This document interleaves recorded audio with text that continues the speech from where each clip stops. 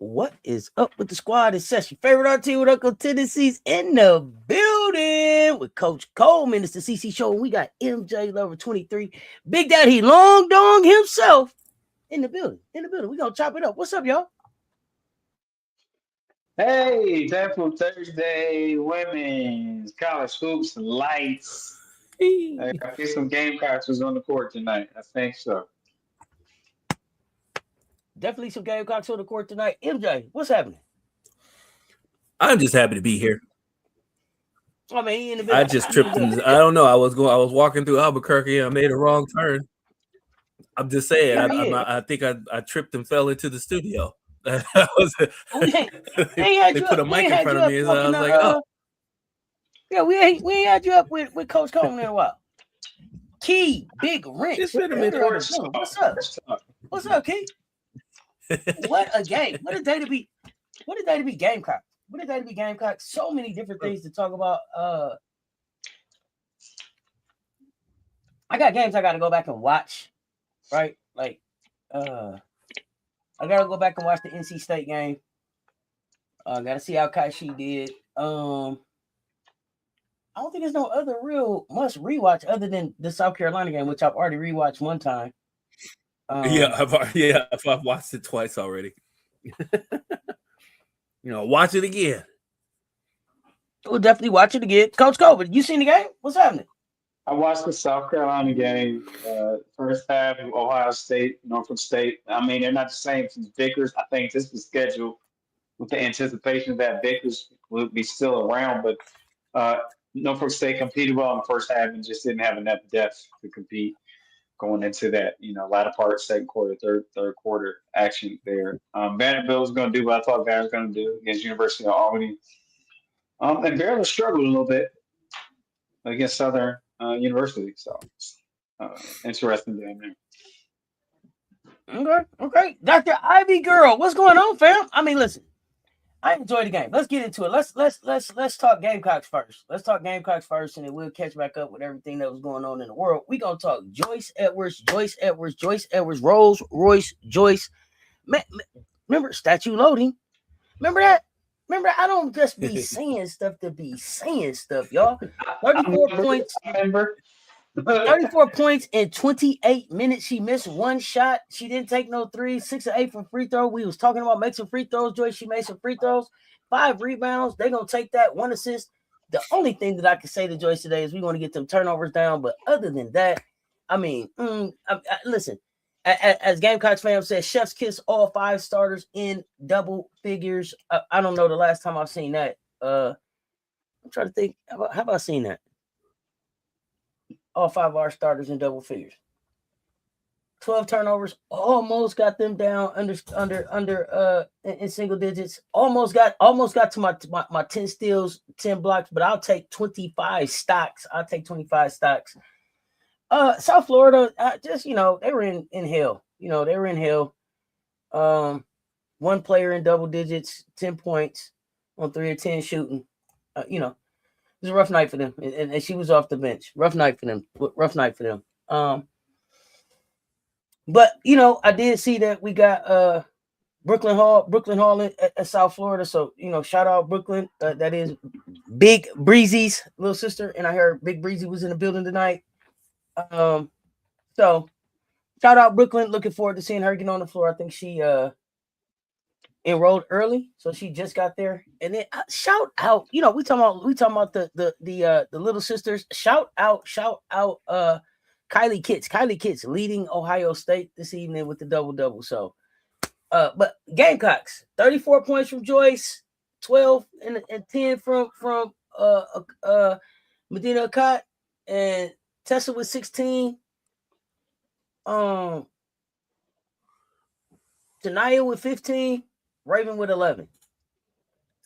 Deli with 5, Isla with 3, Maddie with 7. What did y'all think? MJ, what did you think of the game? Is he still here? Can he hear us? So one of the things it's something kind of. Oh, can you hear me? All right. Yeah, I got you. Go ahead. Yeah, they trying to stop me over here. One of the things that I liked, because I knew, and I mentioned it before, I was giving South Florida some credit for fight, because if you look at their game logs, they put up a good fight against other teams, right? So they scored more points than people thought they were going to score. I think they scored 70 against who they score 70 against? Was it LSU? I'm trying to remember who that was. Hold on. Whoever it was. I don't want to. Hold on. I'm gonna tell you. They scored 70 against somebody. Wait a minute. Let me see. I thought they scored 70 against. Oh yeah. They put 72 up on Duke. No, I'm sorry. They put 85 up on Duke because they beat Duke. 85. Damn. Yeah, that's a lot. Yeah. They put 61 on UCLA. But I was happy They put 72 on Fairfield. They put 72 on Long Island. Mm-hmm. Yeah. They put 91 on Houston Christian. Yeah, good old Houston Christian. And then 51 on UConn, 58 on Vandy. Right. And we held them to 44, which is the lowest total that they've scored all season. Right. So I mean, and in their house against Minnesota, 45. You're right. Right. So in their house, but yeah, Minnesota is a little bit different because they don't run. Minnesota doesn't run. They deliberately try to slow the ball up. I told you about the Minnesota game where they gave up. Never mind. I'm not even going to go into that. But I thought it was really good that even though South Florida started out pretty fast, we were able to put some seatbelts on them. And Latson, I keep telling you guys, don't think that Latson doesn't know how to play defense. She just didn't have to. Florida State didn't ask her to do that. They needed her to score, right? They had Timpson and the other girl over there for the defense. So, but Latson has defense, right? She played with Raven in high school. You don't forget how to play defense. That's the one thing I can tell you. It's whether you want to play it or not. It is what it is, right? I mean, so expect bigger, better things from Latson. Joyce was just everything tonight. So I mean, we're spoiled because this is what we expect her to do, right? We do. Like at one point, even last year, we thought she was the best freshman in the country. So I mean, why wouldn't we expect her to outgrow the sophomore jinx and put herself up there in the Naismith watch, right? So I just like the game all the way around. Sure. Oh yeah, 100%. I'm still waiting for Dowda. Dowda had 7 rebounds tonight, so I can't say she had a bad game. Like, she was out there battling. She playing defense. She's on the floor, so I can't say anything bad about that either. I mean, I think it wasn't perfect, but it was definitely probably, I would say, one of the best games we played this season. Oh yeah, Drip said that in the presser. Coach, what was your takeaways? My takeaway is seeing Latson just a good defensive prep game as you get ready to get closer to going to conference, and seeing Latson just get more comfortable defensively and seeing and trusting, because of some of the steals that Latson had was because she was trusting her teammates. It wasn't so much overplaying or over boosting. It was within the comfort of their defensive team scheme, and so that's what allowed her to get out and get those getting into those passing lanes because I just saw her getting more comfortable in that.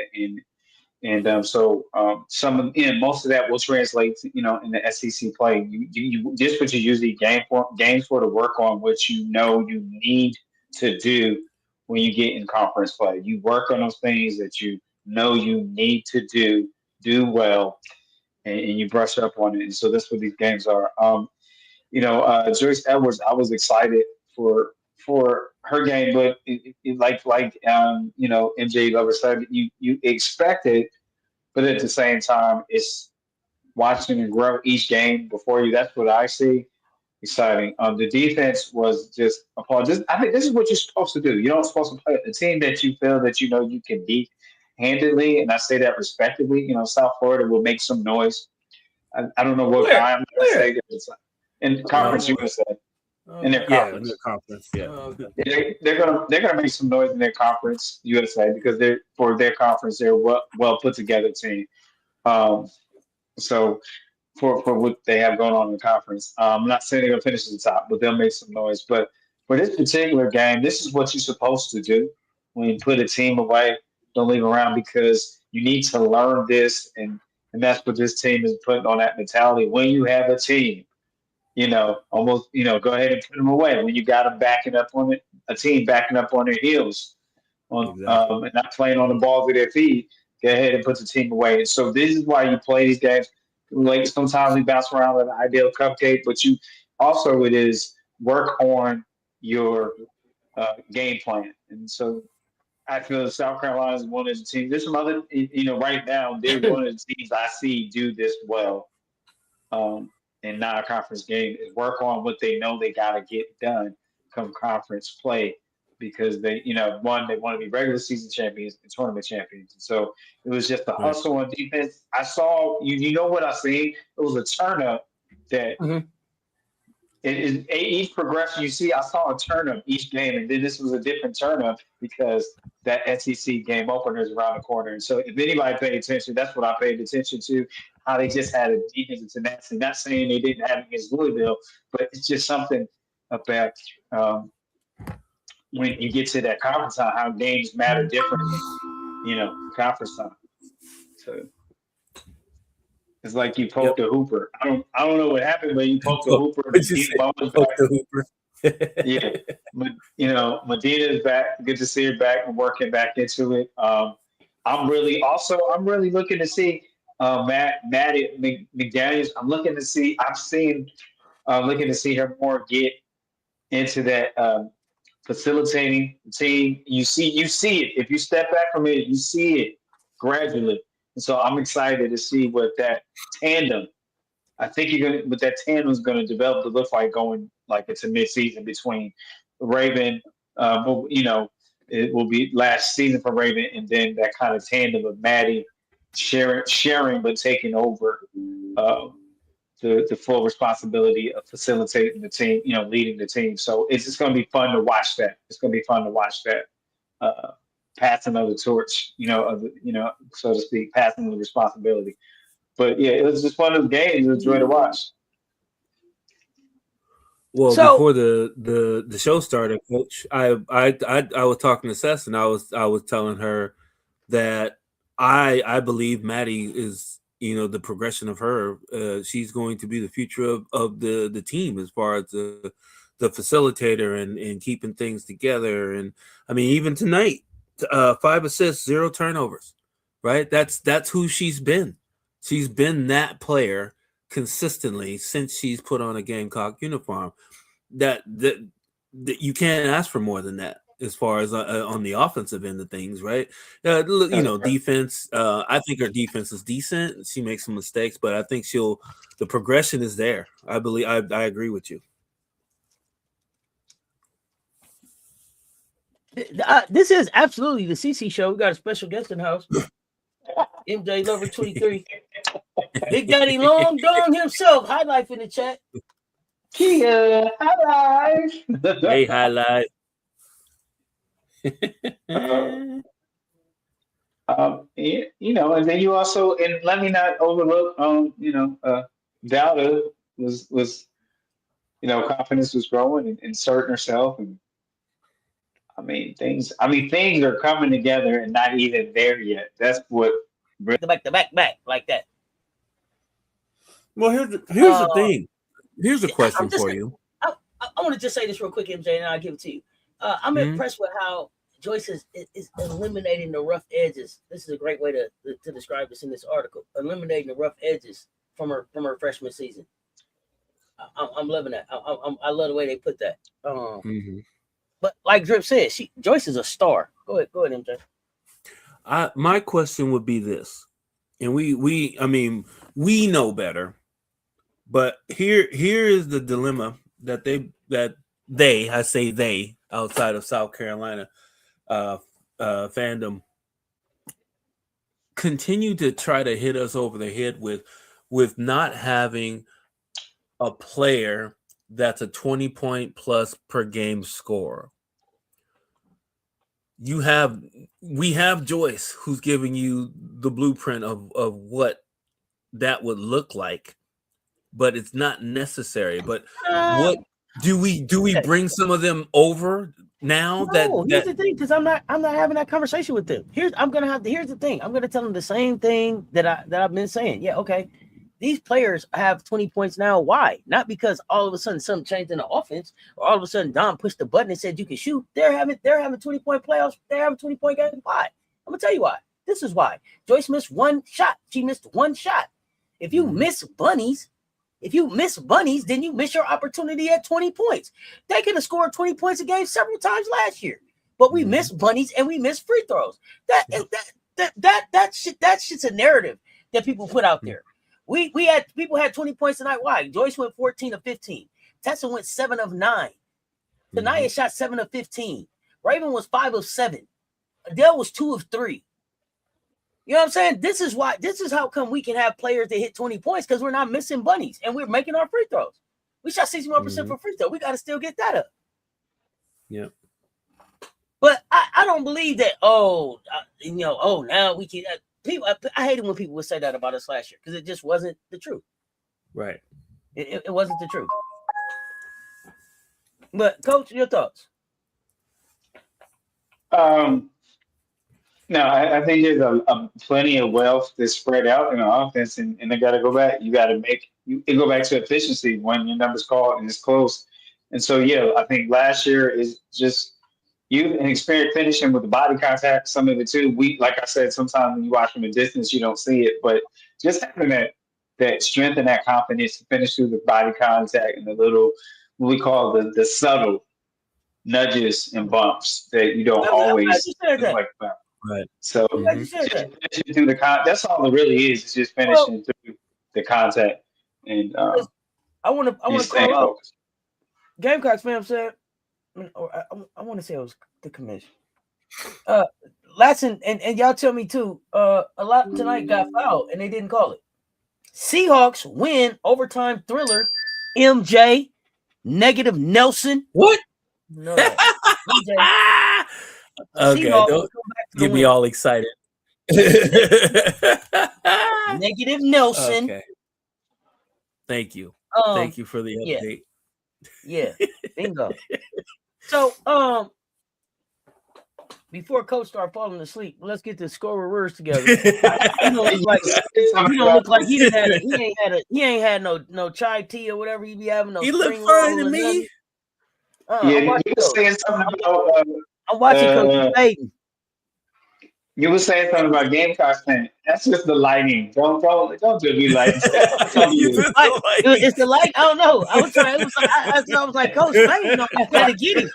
I gotta bring him back. I usually have a bright light. Just a lower dim light tonight. But they say, come from the light, Carol Ann. Carol Ann, don't. Coach Payton, let me hold on. Oh man! Oh, you decided to keep quiet since he got mad at you? Who got mad at you? Who got mad at you?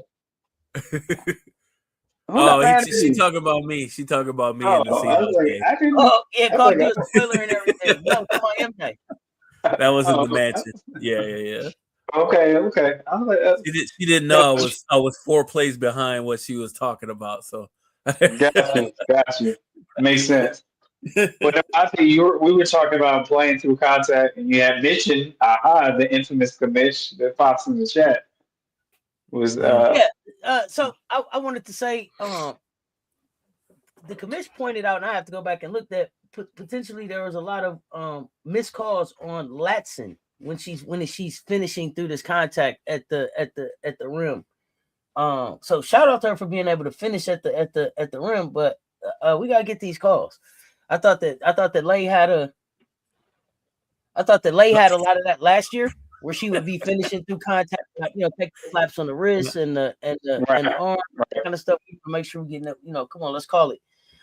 Oh yeah, MJ did leave out some. I am trying to be a gracious guest on this show. I don't want to go into detail on that right now.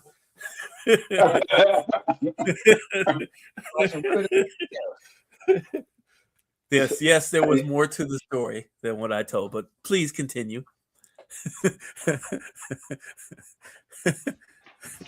Oh, MJ pointed that out. Okay, it was MJ that pointed out Latson was getting hacked. So, 100%. Like in up now, and then I know. Hold on, I'm sorry. I have to interject. One of the things that we know Seth is all about, and I totally get it because that's old school basketball, and I played through that era, so I know exactly what she's talking about. We can't worry about those fouls. We got to play, and she's right. We do have to play. However,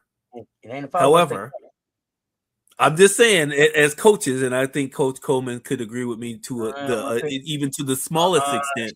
You cannot continue to give the other team an advantage of not calling fouls that are fouls on one end and not fouls on the other end, right? Because that's how you get an advantage to a team that shouldn't have an advantage over a team that's beating the blankety blank out of you. Okay.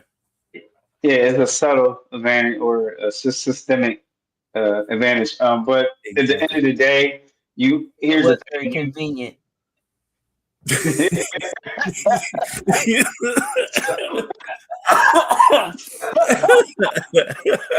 Man, she cooking. I know. That's all I gotta say. You're gonna get me in the mansion. I know. I'm just hiding out with you guys for now. So here's the thing: the coach is aware when you're in the position you are in South Carolina. They're aware of depending where the place where the South. There might be some officiating bias. So the thing that most coaches do is they teach and encourage. You have to play through the contact. You don't hear a whistle. You got to learn how to finish with the contact because there's nothing I can do.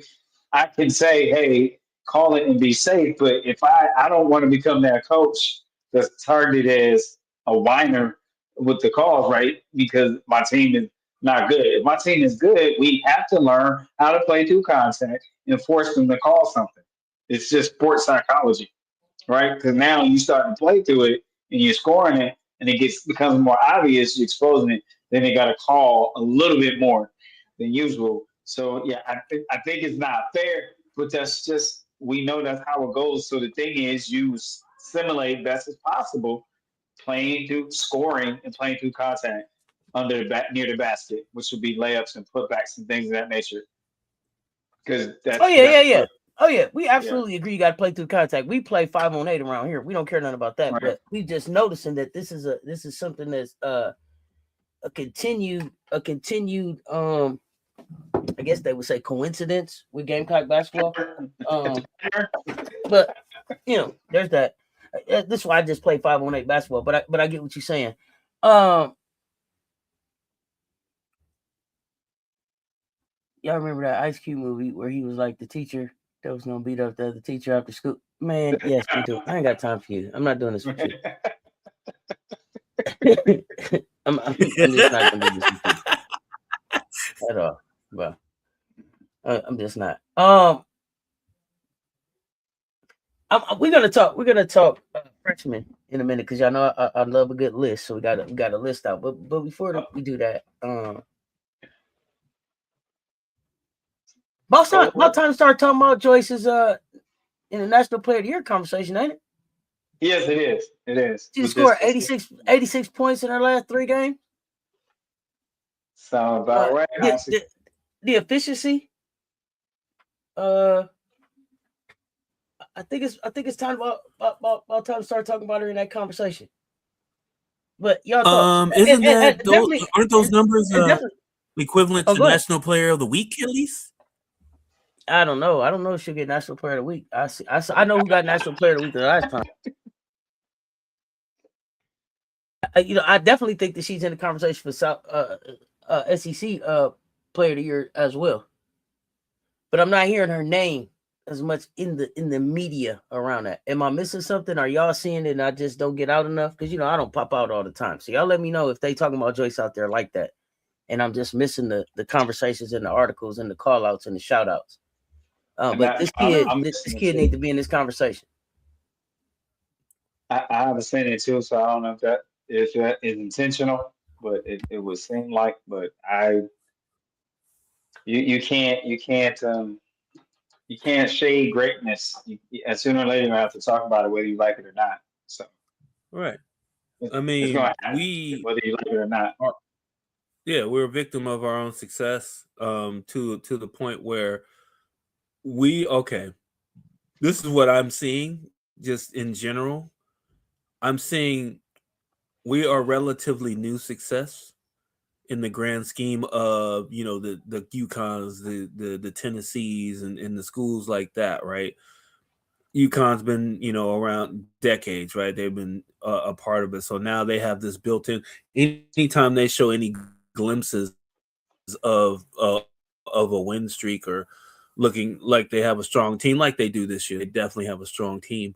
They're already talking about Sarah Strong as Player of the Year, right? I mean, they didn't play us this year. I mean, they played a couple, top 15 teams and made them look like, top 50 teams. I mean, I'm not taking anything away from them. The problem is that the national media is taking a whole lot away from South Carolina. It's like, this is what they expect us to do.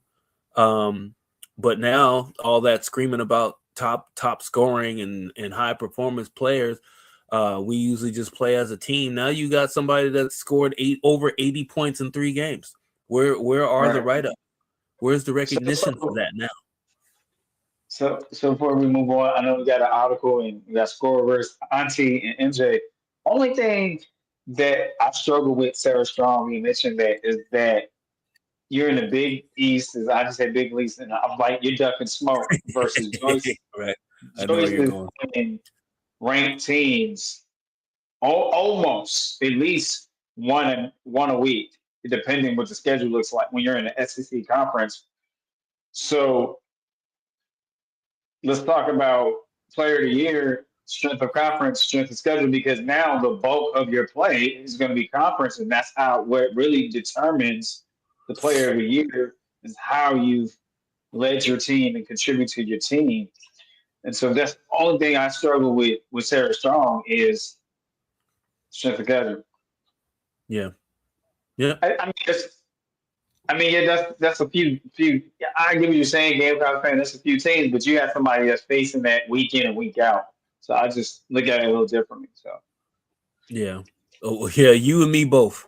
I want to say this too, because I agree with Gamecocks fan. I don't think that UConn's non-conference schedule is weak. Right now they play in the Little East, but I don't think that they duck smoke in their non-conference. They didn't play us this year, but I think that was driven by their Little East administration or wherever. They said they had to pick up some more games. Go ahead, Coach. No, my comment was she's not getting any smoke when it comes to conference time. When you have no. I was saying I agree with what Gamecocks was saying in the chat that they have a strong non-conference. They don't duck they don't duck smoke. Right. So, so here's the thing. I feel like Joyce is doing more in a different situation than Sarah Strong. And that's not to take away from Sarah, but I think that they know each other, right? They're defending champs. They added a few pieces, but pretty much they only lost Paige as far as the overall scheme of things. I know some other players from UConn ain't there no more, but I mean, in the overall scheme of things, Paige is gone. Joyce, sometimes you got 9, sometimes you got 10, sometimes we got 8, sometimes you get down to 7. We don't know. We're gonna figure it out. We have one returning starter. She's starting now, wasn't starting last year, playing more minutes.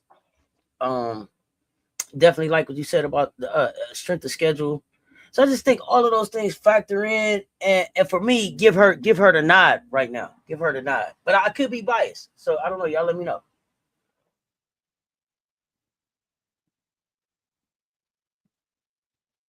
How you gonna be on the show and put in the chat? I mean, yeah, it's just what I'm saying. So here's the thing. Here's the thing. So that's what I'm saying. This is how come you gotta learn how to be a guest, man. I'm just saying, like before when you guys had me on as a guest on the show way back when, I was typing stuff into the chat through StreamYard, and it was coming out with Seth's name on it. And Seth was like, I'm not saying that. That's MJ Lover saying that. I'm not saying that. So now I'm on my phone making sure it's me that everybody sees typing this stuff. Hey, you know you got the concert venues where it's lawn tickets and then seats. Yeah. MJ one of them dudes to get the lawn tickets and the seats, but tell you just get the lawn tickets. Now me and you up here on the lawn. He left us on the goddamn lawn. Coach, he down in the seats. I'm holding this conversation. Me and you up on the grass. We up on the grass. Come on, what happened to MJ? He down sitting front row. He front row. The goddamn concert right now. We don't have our own share. Left us up on the lawn. Left us up on the grass. Come on, man. What? Get out the chat, man. What is you saying? Hey, I'm like 85 South. That's what I'm saying. You got invited on the show and just excited. Right. You just did a show earlier today. You didn't act like this on that show. I'm just walking through with the mic. I'm asking questions. Where are you gonna be? Where are you gonna be? You gonna be the best on the show. You gonna be in the chat. You know? What's up, Trucker Star? Oh, man. My bad. He's wilding up here. Hold on. Okay, so let's get to the article. Let's get to the article. This because the article don't have anything to do with South Carolina. Okay. And the reason why it doesn't have anything to do with South Carolina is because these are the top 10 freshmen in women's basketball by impact. And then you have to go crack up in the chat. This is what I'm talking about. I'm gonna cut your chat off.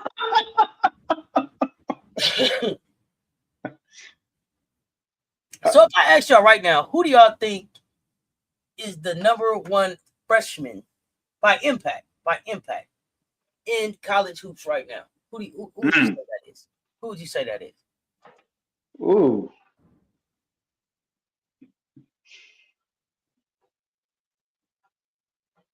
By impact. Who is the number 1 freshman?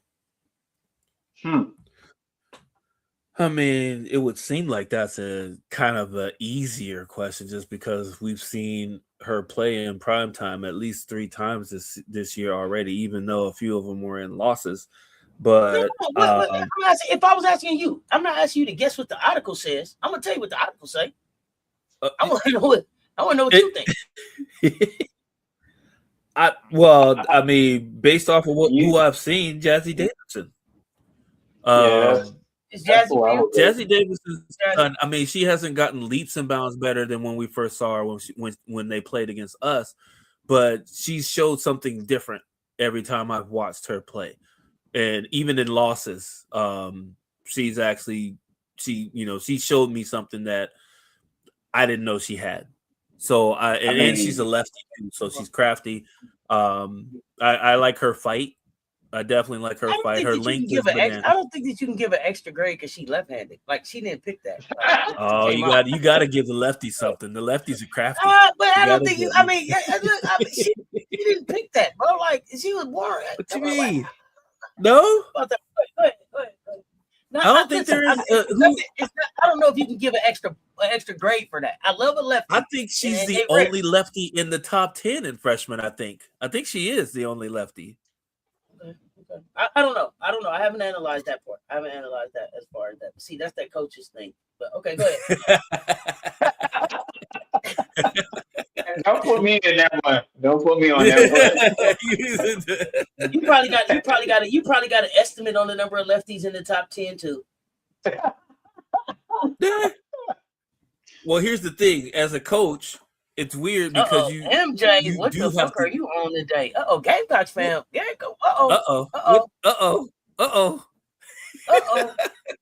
go to the Amazing. Jazzy Davidson. Did I say the wrong name? I'm like, Commissioner, I gotta drop you a link. What's going on, Commissioner? What happened? What he on? Call him out. Call him out in the chat. Y'all give me y'all in the chat. Y'all give me y'all top 5 freshmen right now. Top 5 freshmen by impact. Top 5 if freshmen by Gamecock impact. fam comes up, I'm leaving. Scary. Act like that. Oh, so Gamecock. That's like Debo. Here come Debo. Debo coming. Shut up. Yeah. You shut up. When Gamecocks leave.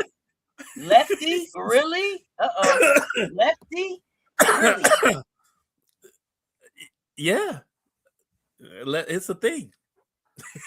It's a small thing. Bruh.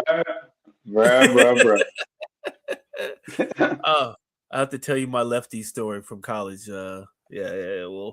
Gamecocks fan. What am I missing with the lefty? Gamecocks ain't coming up. I was just threatening y'all with a good time. Y'all got to catch Gamecock. The panel is going to hang out for a Gamecocks game, a special baseline brunch with the panel and Gamecocks hoops. Real live interaction with the panel for the game Saturday. Don't miss it. So, here we go. Here this rude ass husky come. Yeah.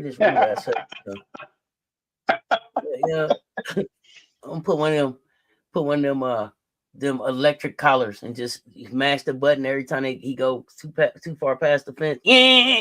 Nah, I seen him hiding behind that plant in the background. I saw him come in. Oh, he said she was and impactful because she's a lefty. Okay, because Rooters, because we got shooters. No, okay, we'll talk about this. We got shooters. Hey, guess what? We got shooters and looters. Looters. So, I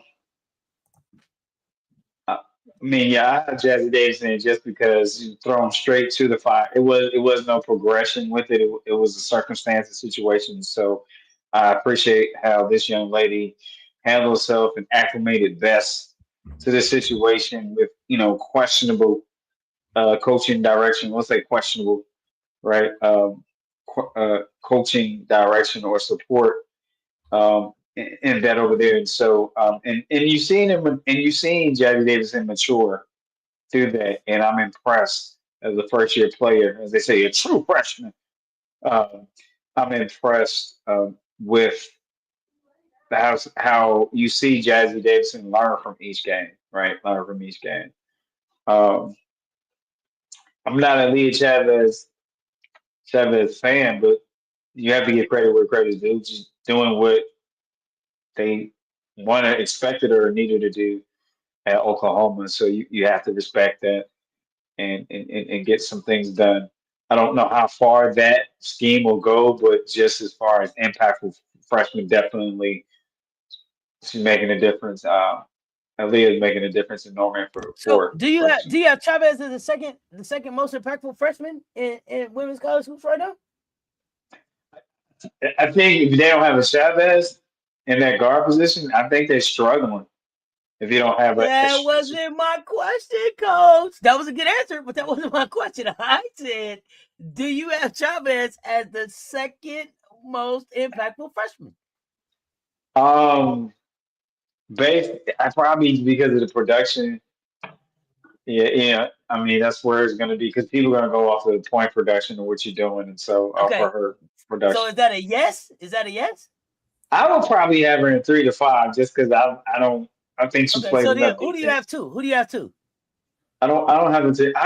I see. I like what the freshman Galvin is doing down in Vanderbilt. Okay, I just was talking about Galvin. Those are I like Quinones too. What's up, Shay? I like Quinones. Yeah, I just gonna co-sign. Quinones will be on my list definitely. What did you say about co-sign? Whatever. You said something about cosign. What you say? No, I was going to co-sign on Quinones for UConn. Yeah, that's what I thought you said. Yeah, she's nice. I was going to cosign. So okay. So let me do this. Let me do this, and then let's get into the article. I'm gonna give y'all the top 10. Oh, let me see if I can share the screen. 1 second. Love me a good. Good article. Get this in the chat. Good article. While we wait, 73 Shay, What's up, I T. co-sign Davis? with you. I really like her game, but I don't know if she's impactful because of the fit that she's on with that team, or if she is like the standout, right? Because they are loaded. That's a loaded team, and she seems to be fitting her role to a T. So I don't know if like one of the stars was out, would she be a star? Would she be as impactful without them on the floor? Or that's a question that I have for her as a player.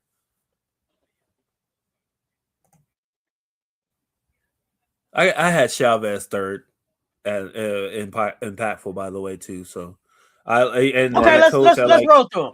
Let's roll through them. Okay, you would add Haley Swain. Okay, so we got Jazzy Davidson. We got Aaliyah Chavez at 2.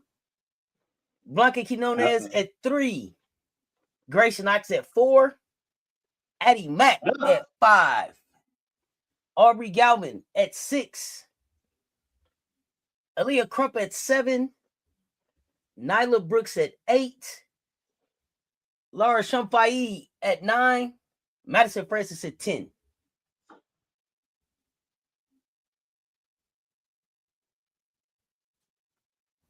How do we know how good Knox is, though? Concerns? That's the thing. I don't know how good Knox is. They haven't played anybody.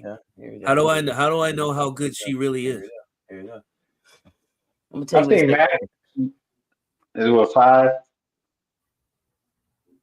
They say her efficiency and quality shot selection have resulted in an astounding 72.6 field goal percentage and 18.2 minutes per game. It shows she understands her role. Knox gets on the offensive glass or runs the floor for easy opportunities, comfortable with her back to the basket or in face-up situations, meshes just as well with LSU bigs Maya Joyner, Kate Koval. Most impressive, Knox keeps things simple. She gets more minutes and increases her defensive rebound and defensive prowess. Look for number 5 LSU to continue to make a strong Final Four push. Yeah, I don't know. You think Johnson is more impactful at LSU? Okay. Yeah, this is hard fluid. to say. Okay. It's really hard to say. She's up from 7 to 4. She was 7 in the preseason. Addie Mack wasn't ranked at all. Galvin wasn't ranked at all. Crump wasn't ranked. Nyla Brooks is down to 6. Shumfai is up from 10th. How about Francis wasn't ranked. Be a little higher. Yeah, I was thinking somebody will move up because of the work that's somebody producing now. Because it's by impact. Because it's by impact, it's hard to make a case against it, right? Because starting. I don't know if Quinones is starting. Knox ain't starting. Does Addie Mack start? I don't know. Galvin, I don't know if Galvin starts. You know what I mean? So some of them, and then not only are they starting, they got the ball in their hand. So when it comes down to impact, it's going to be hard to beat the impact that you get from a Davidson or a Chavez, because they are required to probably be some of the most impactful players on their squads. Right, they're needed. Yeah, it's a necessity at this point. Yeah. Uh-oh. Yeah, sure. What's to happen now? No, I was just saying that Coach used a word that I had to look up in the dictionary. Oh, here we go.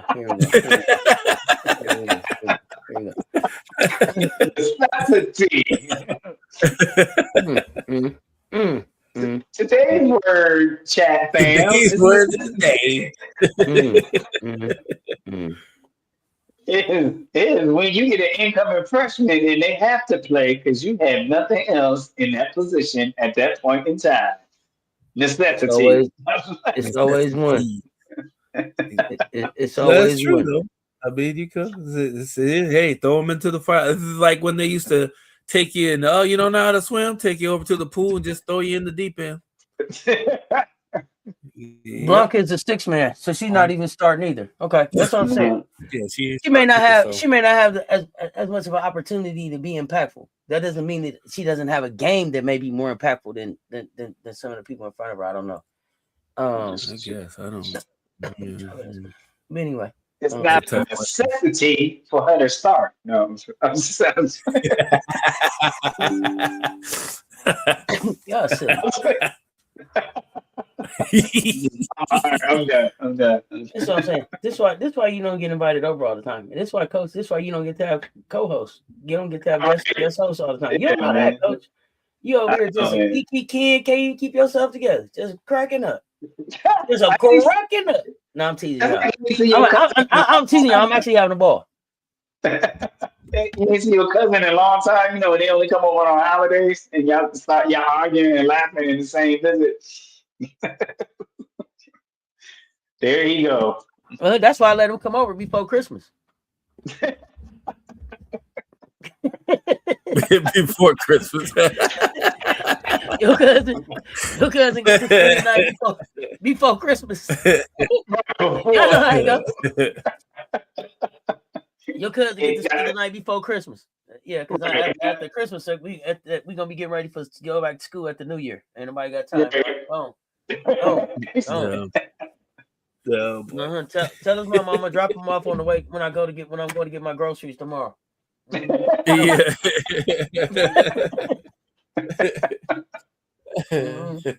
What's that, like a day and a half stay? Sleepover? No, and you know what?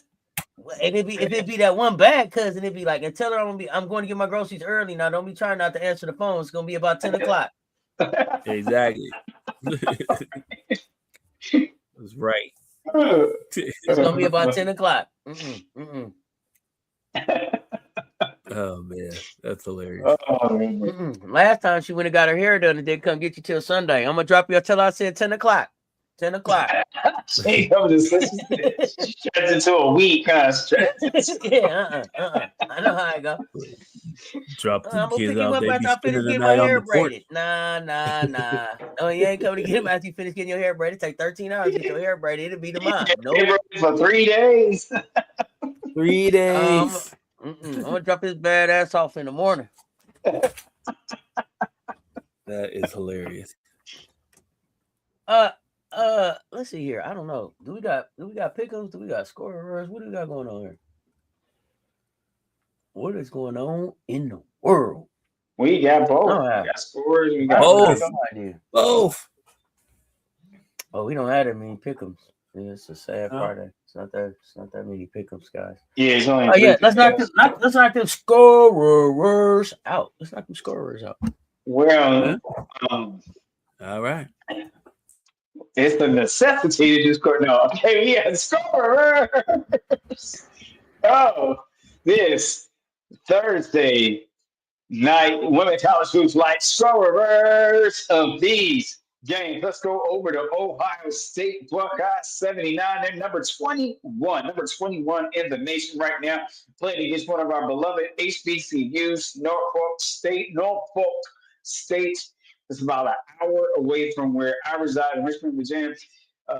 45 points, so they got more than the aunties required. 30 points for HBCU. They got 45, almost pushing 50 points. Let's go over to the winning scorers, the Buckeyes.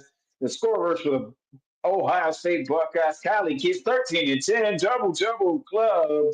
Jelani Cambridge, 11, and Deja Burlock with 10 points. That is your double-digit scorers for the winning Ohio State Buckeyes. Let's go over to University of Albany.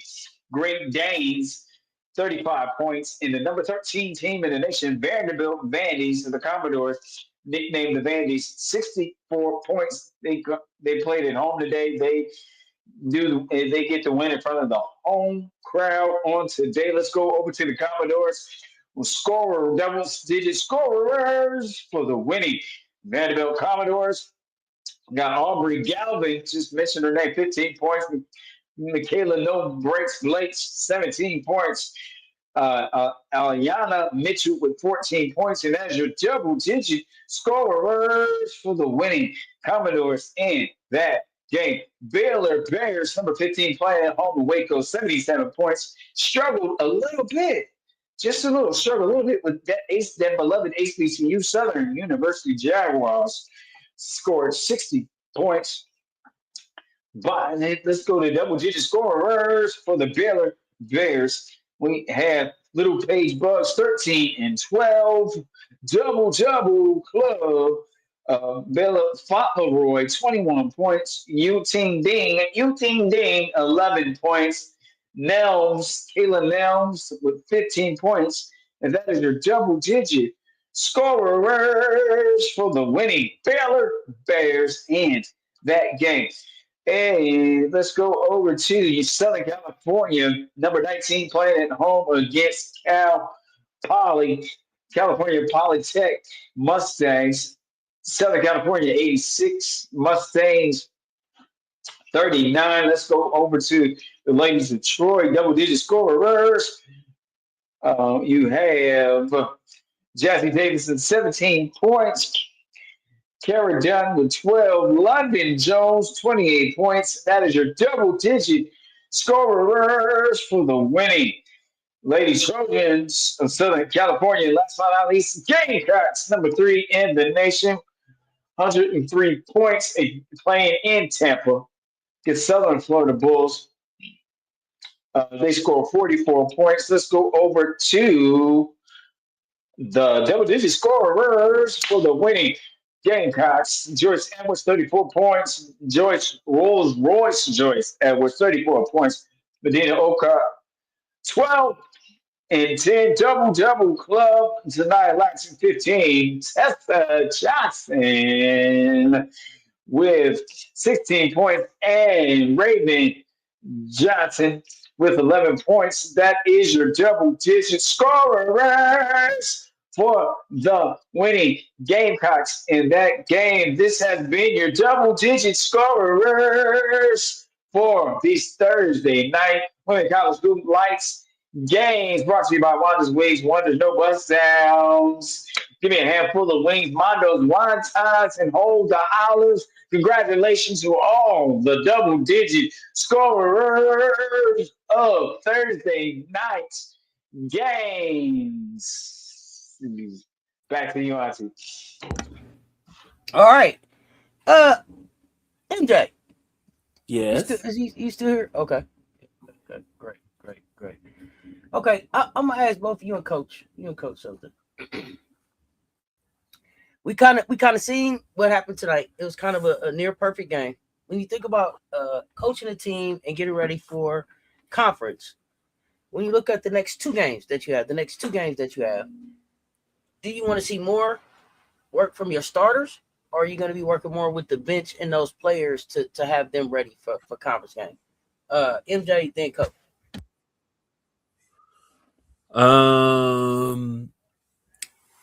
My coaching style is to be able to have a very deep bench and to be able to sub as far as, you know, the ninth and maybe even sometimes the 10th player, just so that we get to a point where we know who not only our starters are, but also who's going to be coming off the bench, and also who's going to be our third and even our fourth squad, because we all know that we have a certain amount of players that we want to play. Usually it's anywhere between, you know, 7 to 8 is the norm, so that you don't throw off the rhythm of the starters, because there are some players that cannot come off the bench. There are some players that are rhythm players that need a lot of minutes, and you don't want to mess them up. But there's also players that can play with the 8th and 9th player on the team, because the 8th and 9th player on the team is usually the glue people that come in and make sure that the whoever is starting that's still in the game is in a rhythm and they get the shots that they need, and you're facilitating for those people that carry the team. The other part of it is you want to make sure that the bench is in shape, because just in case someone goes down, you don't want to put somebody that's 8th or 9th or 10th off the bench in the game and have to sub them out because they have no wind. Right? That happens more often than people think, because coaches don't always pay attention to the players past 7th and 8th on the roster, because they're too busy on for game planning, scouting reports, and all that stuff. And then all of a sudden, let's say one of the starters twists their ankle. Now you got to throw in the 7th or 8th or 9th player before you thought, and they haven't had a whole lot of reps, so they don't have the same kind of win that the starters have. And now you're having a problem with mistakes, half step too slow on screens, half step too slow on help defense, that type of thing. So I would definitely be developing my bench as much as I possibly can before the SEC starts.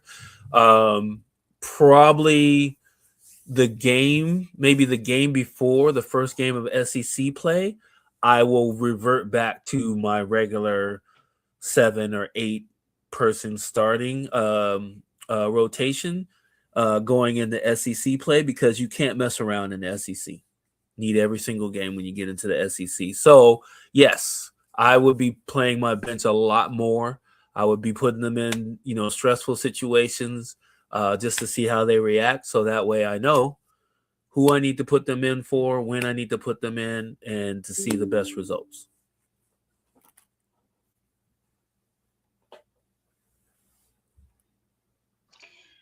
Yeah, I mean, definitely non-conference is a litmus test to see who's ready, who needs more work, who's really applying themselves in practice, because the preparation really should come. You should be getting yourself ready for game time action in practice, and that's what a quality player will do. They will use it. They'll approach practice with seriousness. So when your number is called, you can go produce or do what we ask you to get done when we call on you during game time. And if you can't, that means you haven't really been applying yourself, or you haven't caught on to some of the schemes the way you thought you did when it comes to game speed action. And so that's definitely a thing. In South Carolina, I think the crazy thing is that um, when there's 10 there, I think depending on who you play, when you play, and what's going on, you can go with different combinations. So with the coaching staff responsibility is figuring out what combinations play well defensively. How do you have a balanced mix, offensive defense, as far as who's going to be offensive minded to go and attack, and who kind of gets the team going on these different combinations. So it's figuring out combinations, how they play well, how long we should play them together. There's relief. It becomes almost a baseball thing. When do you send in the relief? What is the mid of the middle of the game relief? In the game, and then you got your closers, right? And I think in any game, depending on the opponent, your closers are going to look different based on who's doing what that night. And so I think that the scary thing, an interesting thing about South Carolina is that you just don't know who is going to go off that night. You can scout for one thing, prepare for one thing, but you don't know which hooper you're going to poke just because you try to stop the other hooper. So yeah, it's like a coach's dream, but also a challenge to make sure you utilize their skills to the best of abilities, so they're in best position to be successful, and then um, just to have that type, the skill set at your fingertips. But the challenging part, the nightmare, is making sure you put it together to have the successful season you should have when you look at those skills on paper. So I'm excited to see, because every night, as you already said, MJ, everyone's that plays South Carolina is going to be their national championship game, even though it's conference play playing against them. So it's interesting to see the defensive schemes and how South Carolina counteracts, right? Because in your offense, you also have to have what you call counter offense. When people take away what you prefer, then it's we go into a different progression. So just interesting when you go in those deeper progressions. So I'm excited to see that. And biggest thing is we know that we have to improve on the boards just in general, offensive and defensive boards. And so you never have enough of that. So that's what I see, and that's how I go about it. And I appreciate you asking that question. Back to you. I agree. So, which players are you looking to see make the biggest jump over the next two games? Over the next two games. So that's going to be against FGCU and Providence. Who are the players that you're looking to see make the biggest jump over the next two games, and why? I will be looking at.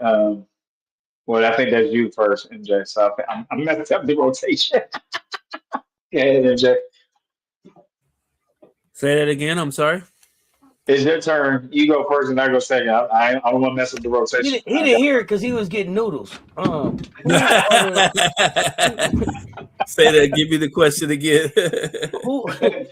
Who are the two players that you're looking to see the biggest jump from over the next two games? Next two games. He went to get cereal or something. Man, I would love to see Gotti make a jump if she can get on the floor. I want her to get past this concussion protocol so she can get out on the floor.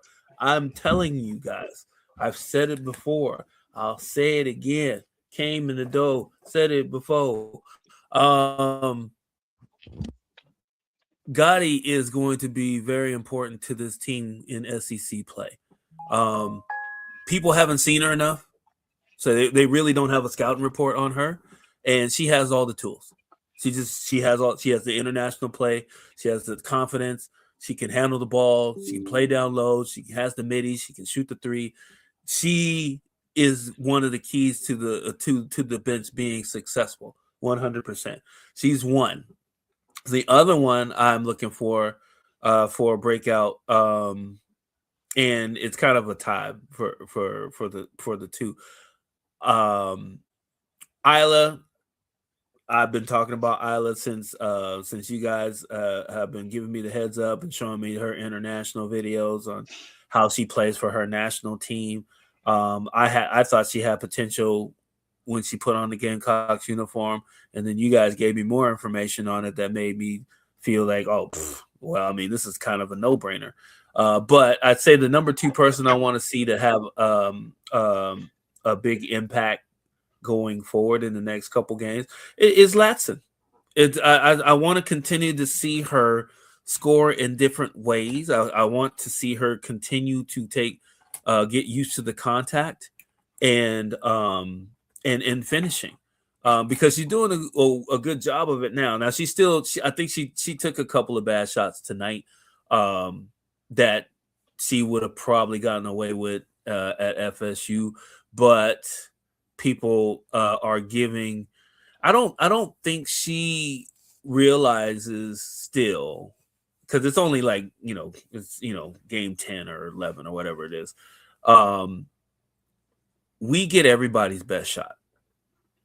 Everybody's trying to play like there's career highs being made on us all the time, even though we're beating teams by like 40 or 50. Tonight was almost 60. We beat teams by 40 7 times.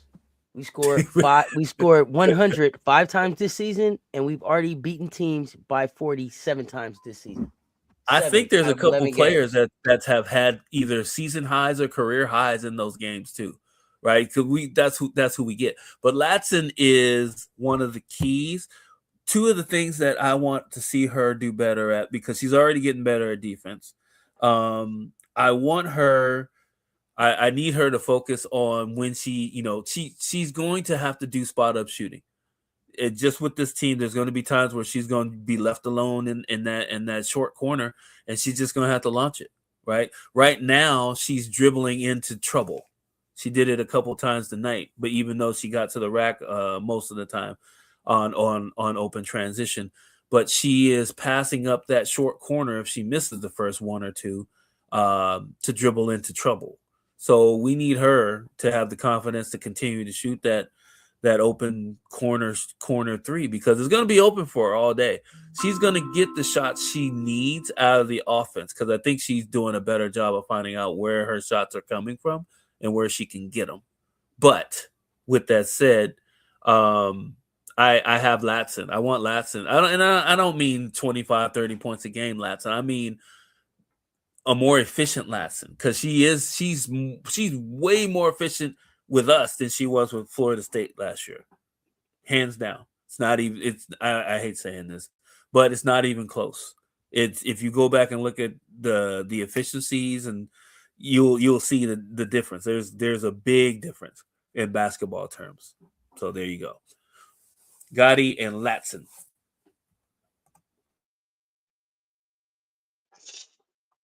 Okay, so Mark, it's Maddie and Tech for you. Go ahead, Coach. Yeah, I was along the lines with commission. One second. I knew that you was on stage. I knew. I said, man, Jay Tilly ain't came here. Must be on stage. But I still shouted you out. And the streak continues, Jay. I appreciate you pulling up, fam. I'm sorry. Go ahead. Yeah.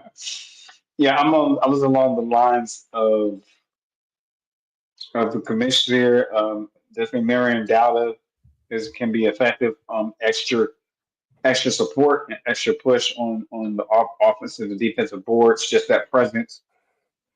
And I think what people got to understand is, when you got somebody mixing it up, it's not always getting the rebound, but putting yourself in positions for your teammate to get a rebound too. So that is the science to rebounding too. Not you always physically getting the ball, but being there in the mix so your teammate can be in position as well to win rebounds. So that's what you call team rebounding. And so I think Miriam Dowd's presence is important for that, and continue to grow along that. And then I'm going to go along the lines of, to me, I think the low key, or not to us, but the impact as this young lady grows, and you're going to see it, and they're doing great. And I love how they're finding moments to boost their confidence, and to take learning opportunities. Where Isla McDowell, I think that it's going to be part of your South Carolina secret sauce, if you allow me to say so,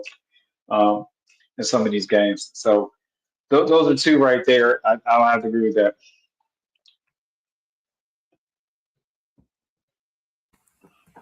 You said take your pick of which freshman. For me, it would be the two that's been out with the injury. So it's Maddie. I want to see Maddie keep stacking, because she was out for a while, and then it's just getting Gotti back.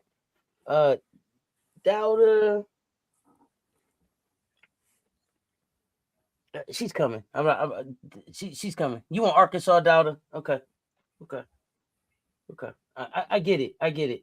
Dowda's coming. We just got to keep stacking confidence with Dowda. That's where I'm at with Dowda. We just got to keep stacking confidence. She had a decent game tonight. Well, I like that she's letting that three ball go. Keep shooting that three ball. Keep shooting that three ball, and it's gonna drop. When she sees one drop, it's up. Medina shot one tonight. She's gonna, but Mo's gonna shoot those. It's coming. I like Mo off the dribble. I just like the activity.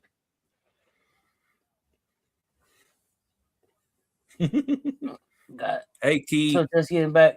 But hey, what's good? I don't even need all that. Take the shots in the floor of the game, on offense, rebound, play defense, and I'll be good. Yeah. Dowda's coming. Dowda's coming. I'm not worried about Dowda. She gonna, because she's shooting the three ball now. She's shooting it. It just ain't dropped. Like tonight, I need Dowda to get like Isla. Isla shoot the three ball and don't remember that it didn't go in. She'll get them straight back down. She shoot it again. You know what I mean? She don't even remember that bitch just didn't go in. Like Isla, I'm shooting it again. Isla, shoot a couple twos for me, honey. Dude, she shot 5 tonight or 6 tonight, and the last one hit, and she raised her hands. I think one of them went in. One of them went in. But she made 5 the other night. You know what I'm saying? So that we gonna get past the streaking, but we gonna get past the streaking by adding that midi and a little floater or something in there. Mm-hmm. Coach gonna start trying to turn in overtime paperwork in a minute. We're gonna have to let him get to the. We're gonna have to let him get to the pickups here. We're gonna have to let him get to the pickups here soon. Did y'all have anything else on tonight's game?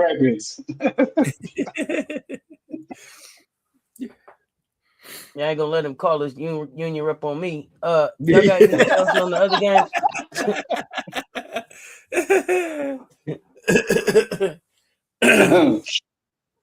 I want my daddy records.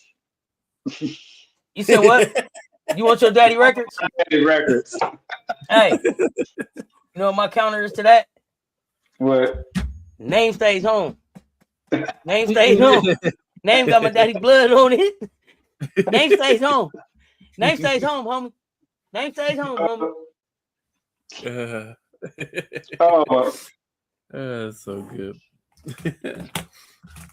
Woo. Yeah, 1-6. 1-6.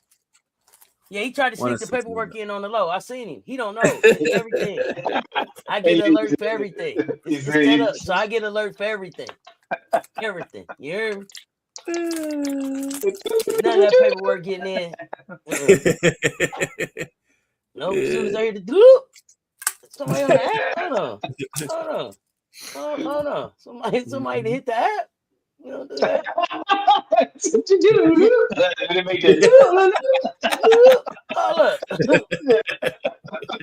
No, ain't nobody hit the app. Hold on. CTG Energy was good. Get off sensitive. I ain't like how she get me on like that. Raven's footwork is underrated. Raven's footwork is underrated. Raven is just underrated. I understand why people keep.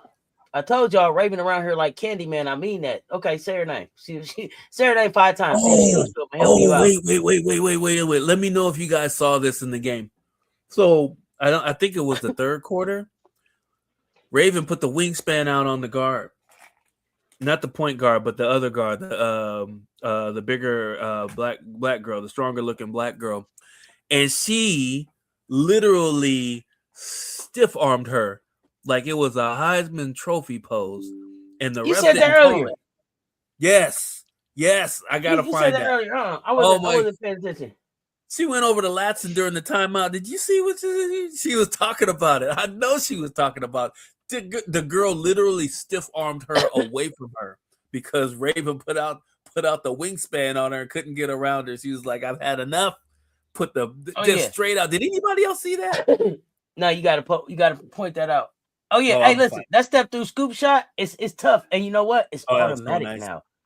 It's something. She get it when she want it now. Whew. They better leave Raven alone. I'm telling y'all, say her name 5 times. I dare anybody. Say her name 5 times. And see if she don't show up and help you out. Well, like Candyman in this bitch.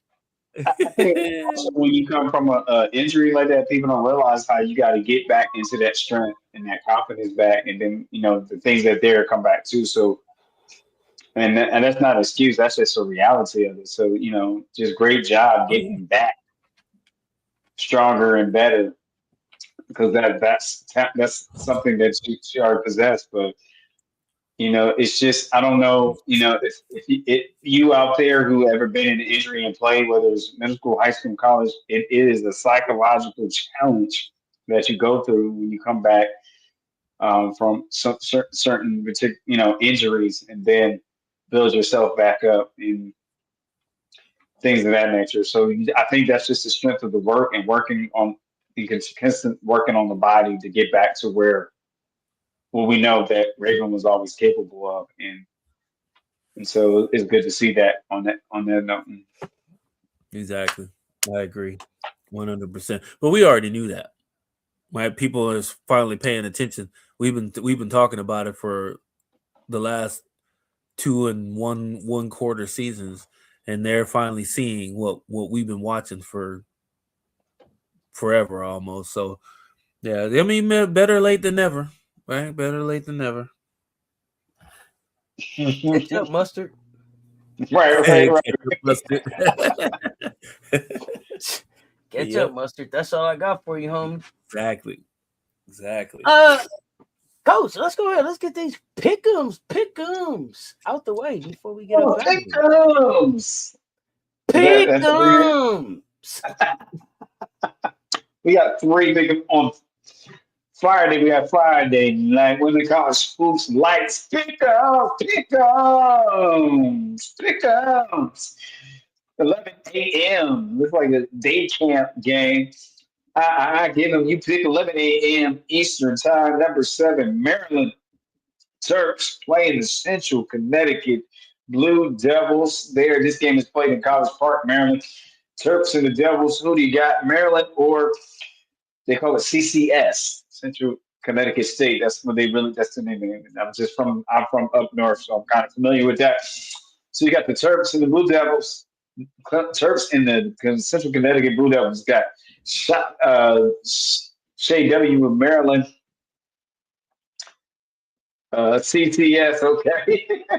Man, come on, man. You up here on the show, man. Come on, man. Take away your barbershop name. Enjoy. Let's go. All right, so as you're deciding that, we're going to go on to the 6:30 p.m. Eastern Time game. We got Wright State, which is out there in the state of Ohio. Wright State is playing at Kentucky. Cox fan has the Terps getting it done over Central Connecticut State. Thank you so much. And as you continue to type in that pick up, we got Wright State. We'll be playing number 12 in the nation, Kentucky, and they're playing in Lexington. So you got the Wildcats for Wright State. What do you have? I give it you pick up. And while you're deciding that, got Kentucky taking it over Wright State, Shea W. As you're deciding that, you got number 22 in the nation. This might be an interesting game. I think I'm gonna watch this game. 10 p.m. Eastern Time, Stanford. Chichi, good energies, got Kentucky over Wright State. Number 22 playing Stanford at Stanford. 10 p.m. Eastern Time. That might be a good one. I hope Stanford is up for the challenge. I got the baby. I want to see Nunu go to work and the rest of them.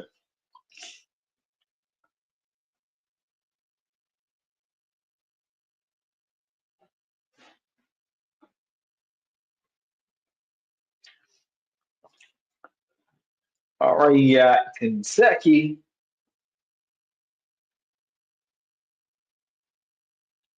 MJ11 pick Kentucky over Wright State. So we got Washington Huskies for the Stanford Cardinals. It's the last game. That's a 10 p.m. Eastern game on a Friday night. That's a nightcapper on a Friday night. The Gamecocks got the blue SEC team over SEC school over Wright State. Gamecock fans are going to go with Stanford over Washington Huskies. Shea W is going to go Huskies. MJ Lover, Washington, a.k.a. UW, over Stanford. Well, I'm even in college. Supposed to be a guest host, man.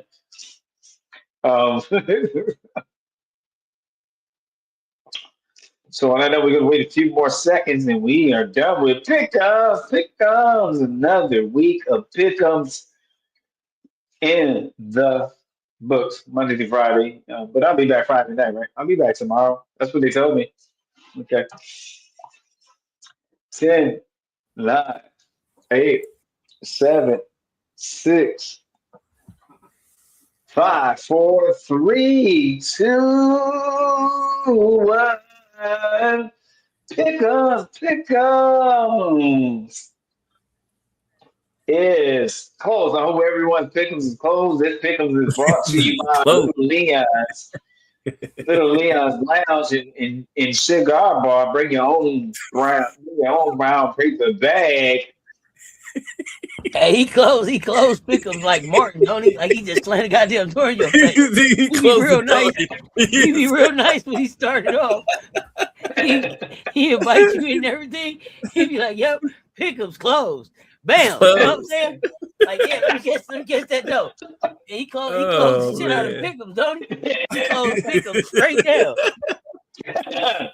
They got Kentucky and Stanford. You got Kentucky over Wright State and Stanford pulling the upset over Washington, number 22, Washington State. Shay Dub said you protesting all Cali teams? That's interesting.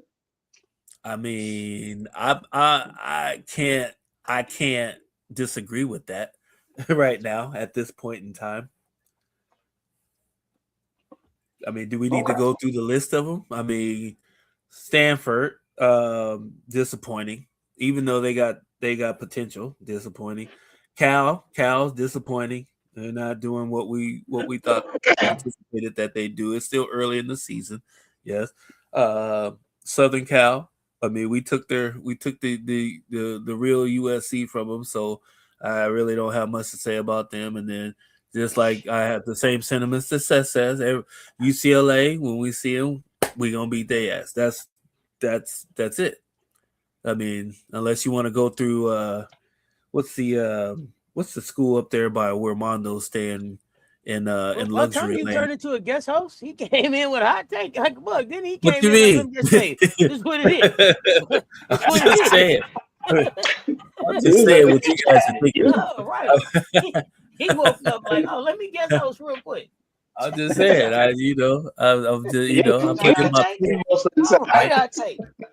just a heads up. I made up that spread. There's no spread for that game right now. I just anticipated it's going to be plus 18. So that's what I was going to say. I'm going to take CCS plus 18 because I think they'll probably lose by.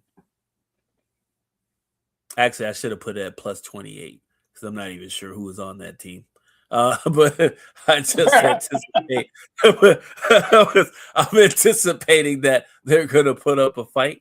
So don't take the spread. Just take the other team instead.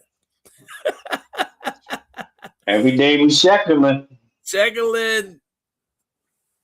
See, we're gonna have an update tomorrow for educational, entertainment, and informational purposes only. No guarantees. There's no guarantees. Okay. Is that all the pick'ems, coach? That's all. Just 3 pick'ems. Yeah. That's it. He was like, pick'ems is over. It's it. It's over. Door close. Don't you pick shit up. Get the step in. Go. Right? No, go, Cole. Get out, Cole. Now we gonna go in here. It's 3 pick'ems. Don't you be trying to get no 4 pick'ems, no 5 pick'ems. Don't be asking me about no extra pick'ems. Okay? You get the pick'ems that I told you. Coach was don't make me show out in here. Don't make me show out in here. With Tommy Davidson. Okay. In Living Y'all Color, mess around. You won't get no. You won't get nothing. Or the diner cook. Pick it up. Got 3 pick'ems. Pick it up. Pick up. Yeah, it's been a great day of hoops, talking about hoops. Looking forward to continuing the conversation tomorrow. Coach, give us something positive before we get out of here. I don't know. Wait, do we got a bet show tomorrow or today? It's already 1:00 in my life. Yep. Okay, so we got a bet show tomorrow. We got a live show with Lil talking WNBA, CBA tomorrow. I don't know. We got something else tomorrow. We got CC show tomorrow. CC gotta think about it. Hey, it's something I'm forgetting, but y'all know what it is. Coach, give us something positive to get out of here with, because I got to get to the rewatch. I had the same with you. It sounds good. Thank you for taking your time, not being in a rush. Come and talk to women college hoops with us. Be great in your preparation. Become excellent in your performance.